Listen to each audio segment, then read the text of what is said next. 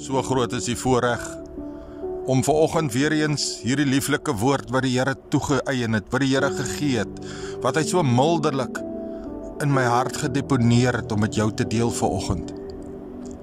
Hierdie gebed of hierdie boodskap gaan oor 'n storie wat ek kortliks wil vertel.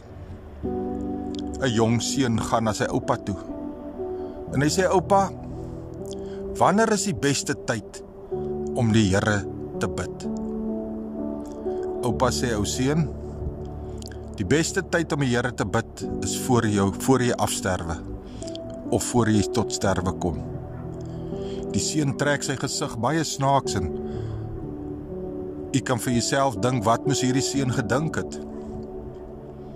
En hy loop weg, maar hy loop net so kort enkie en hy steek vas en hy draai weer terug en hy sê, oupa, maar hoe weet ek dan wanneer ek gaan sterwe of afsterwe?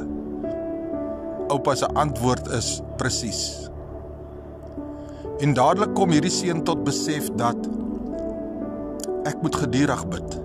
Ek moet altyd bid. Daar's nie 'n spesifieke tyd om te bid nie.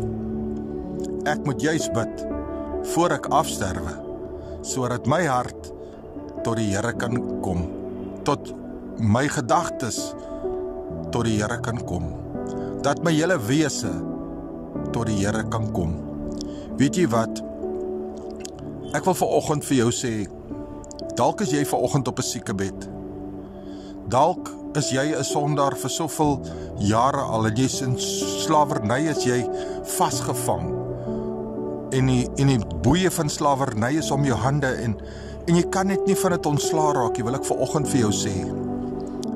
Paulus skryf aan die mense van Thessalonika in 1 Thessalonisense 5:17. Hy sê net 3 woordjies daar, hy sê bid sonder ophou.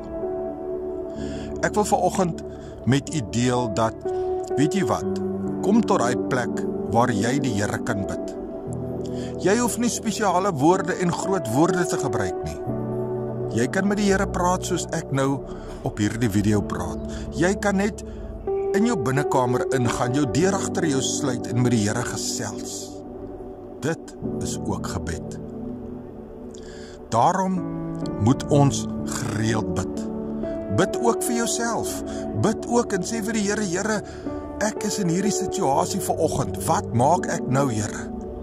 Hoe kom ek uit dit uit, Here? En laat toe dat die Here vir jou wys hoe alles moet gebeur.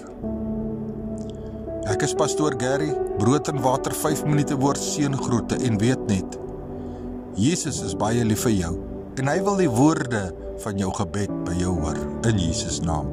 Amen.